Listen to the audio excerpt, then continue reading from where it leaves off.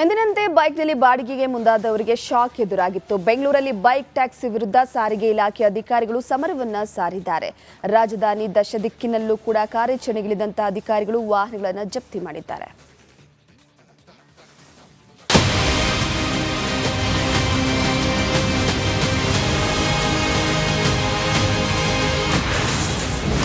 Bike taxi ವಿರುದ್ಧ ಸಾರಿಗೆ ಇಲಾಖೆ ಸಮರ. ಒಂದೇ ದಿನ 250ಕ್ಕೂ ಅಧಿಕ ವಾಹನಗಳು ಸೀಸ್.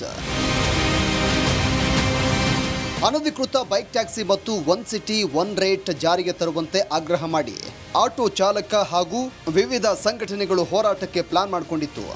ಈ ಬೆನ್ನಲ್ಲೇ ಬೈಕ್ ಟ್ಯಾಕ್ಸಿ ವಿರುದ್ಧ ಆರ್ಟಿಒ ಅಧಿಕಾರಿಗಳು ಬೆಂಗಳೂರಲ್ಲಿ ಕಾರ್ಯಾಚರಣೆಯನ್ನ ಕೈಗೊಂಡಿದ್ದಾರೆ. ಅಧಿಕಾರಿಗಳು ಮತ್ತು ಆಟೋ ಚಾಲಕರೇ ಪ್ರಯಾಣಿಕರ ರೀತಿ ರೈಡ್ ಬುಕ್ಕಿಂಗ್ ಮಾಡಿಕೊಂಡು ಬೆಂಗಳೂರಿನ 11 ಆರ್ಟಿಒಗಳಲ್ಲಿ ಸುಮಾರು 260ಕ್ಕೂ ಹೆಚ್ಚು ಬೈಕ್ ಟ್ಯಾಕ್ಸಿಗಳನ್ನು ಸೀಸ್ ಮಾಡಿದ್ದಾರೆ. ಬೈಕ್ ಟ್ಯಾಕ್ಸಿ ವಿರುದ್ಧ ಸ್ಪೆಷಲ್ ಆಪರೇಷನ್ ಕೈಗೊಂಡು ಈಗಾಗಲೇ 40ಕ್ಕೂ ಅಧಿಕ ಬೈಕ್ ಟ್ಯಾಕ್ಸಿ ವಾಹನವನ್ನು ಸೀಸ್ ಮಾಡಿದ್ದಾರೆ. ಸದ್ಯಕ್ಕೆ ನಾನು ರಾಜಾಜಿನಗರದ ಆರ್ಟಿಒದಲ್ಲಿದ್ದೀನಿ, ನೋಡ್ತಾ ಇರ್ಬೋದು. ಇಲ್ಲೂ ಕೂಡ ಬೈಕ್ ಟ್ಯಾಕ್ಸಿ ಅಂದರೆ ಮೋಟಾರ್ ವೆಹಿಕಲ್ ಅನ್ನು ಸೀಸ್ ಮಾಡಿದ್ದಾರೆ. ಒಂದು ಕಡೆ ಈ ಒಂದು ವಿಚಾರ ಏನಿದೆ ಕೋರ್ಟ್ನಲ್ಲಿತ್ತು. ಹೈಕೋರ್ಟ್ ಕಳೆದ ಬಾರಿ ಸರ್ಕಾರಕ್ಕೆ ಒಂದು ಸೂಚನೆ ಕೊಟ್ಟಿತ್ತು. ಈ ಬೈಕ್ ಟ್ಯಾಕ್ಸಿ ವಿಚಾರವಾಗಿ ಬೈಕ್ ಟ್ಯಾಕ್ಸಿ ಪರ ಇರೋರು ಕೂಡ ಕೋರ್ಟ್ಗೆ ಹೋಗಿದ್ರು. ಆ ಒಂದು ಸಂದರ್ಭದಲ್ಲಿ ಸೂಕ್ತವಾಗಿರುವಂತಹ ಮಾನದಂಡ ತರುವಂತೆ ಸರ್ಕಾರಕ್ಕೆ ಒಂದು ಡೆಡ್ಲೈನ್ ಕೊಟ್ಟು ಒಂದು ಸೂಚನೆ ಕೊಟ್ಟಿತ್ತು. ಬಟ್ ಸರ್ಕಾರ ಯಾವುದೇ ರೀತಿಯ ಮಾನದಂಡ ತರುವ ಆ ಒಂದು ಟೈಮ್ನಲ್ಲಿ ಅದನ್ನು ಇಂಪ್ಲಿಮೆಂಟ್ ಮಾಡಿರಲಿಲ್ಲ. ಇದೀಗ ಸುಪ್ರೀಂ ಕೋರ್ಟಿಗೆ ಹೋಗಿದೆ.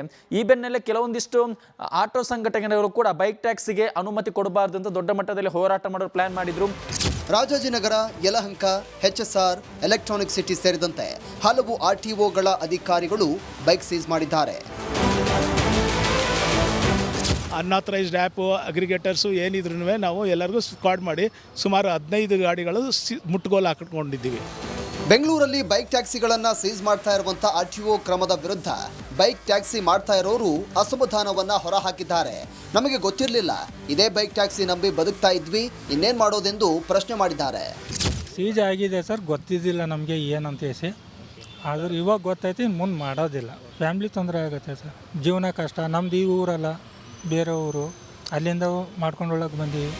ಬೈಕ್ ಟ್ಯಾಕ್ಸಿ ವಿಚಾರ ಸುಪ್ರೀಂ ಕೋರ್ಟ್ನಲ್ಲಿರುವಾಗಲೇ ಈ ಕಾರ್ಯಾಚರಣೆ ನಡೆದಿರೋದಕ್ಕೆ ಪರ ವಿರೋಧ ಚರ್ಚೆಗಳು ನಡೀತಾ ಇದೆ. ಸಾರಿಗೆ ಇಲಾಖೆ ಮಾತ್ರ ಮುಂದಿನ 1 ತಿಂಗಳ ತನಕ ಕಾರ್ಯಾಚರಣೆ ಫಿಕ್ಸ್ ಅಂದಿದೆ.